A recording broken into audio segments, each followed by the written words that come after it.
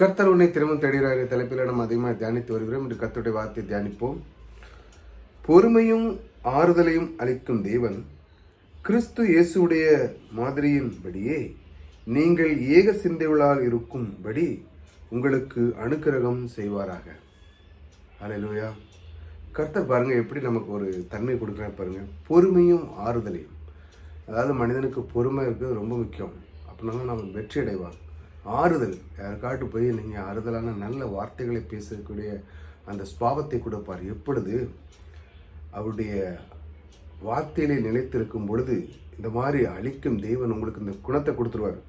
கொடுத்த உடனே நீங்கள் என்னமோ ஆறுங்க பாருங்கள். கிறிஸ்து இயேசுடைய மாதிரியின்படி நீங்கள் ஏக சிந்தை உள்ளவராகும். அவரை போல சிந்திக்க ஆரம்பிச்சிருவீங்க. சிந்தித்த உடனே என்ன தெரியுமா?